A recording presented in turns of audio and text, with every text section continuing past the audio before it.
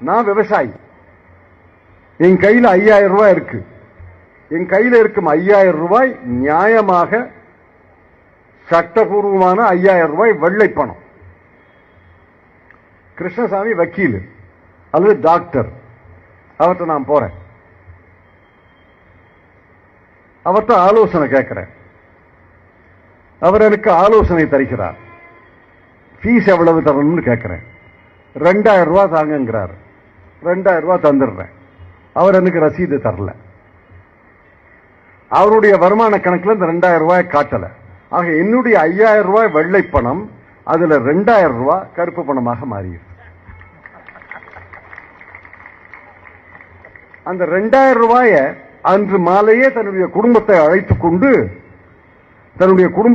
கொண்டு சரவணாபவனுக்கு போறார். அங்க 7-8 பேர் சாப்பிடுறாங்க. சரவணாபவன் 2000 ரூபாய்க்கு பில்லு தந்துடுறான். அவன் வருமான கணக்கில் 2000 ரூபாய் வருமானத்தை காட்டுறான். கருப்பு பணம் வெள்ளை பணமாக மாறிவிடுகிறான். இதுதான் உண்மை. இதை புரிந்து கொள்ளணும். இதுதான் அடிப்படை பொருளாதாரம்.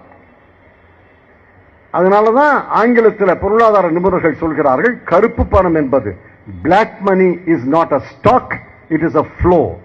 படிச்சிருப்பீங்க. அதை நான் தமிழ்ல எளிமையா விளக்கி சொல்றேன்.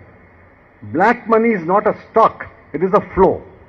கருப்பு பணம் என்பது சேர்த்து வைப்பதல்ல, குவித்து வைப்பதல்ல. புழக்கத்துல தான் வெள்ளை கருப்பாகிறது, கருப்பு வெள்ளையாகிறது, வெள்ளை கருப்பாகிறது, கருப்பு வெள்ளையாகிறது. நான் சொன்னது மிக எளிமையான உதாரணம். 3 முறை கை மாறுவதை சொல்கிறேன். ஆனால் ஒரு நாளைக்கு ஒரு நோட் என்பது 10 முறை 12 முறை கை மாறுகிறது. அதான் velocity of circulation.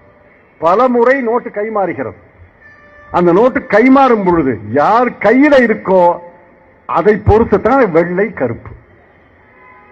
Sekar Reddy கையில இருந்தா கருப்பு, சரவணாபவன் கையில போனா வெள்ளை ஆயிடும்.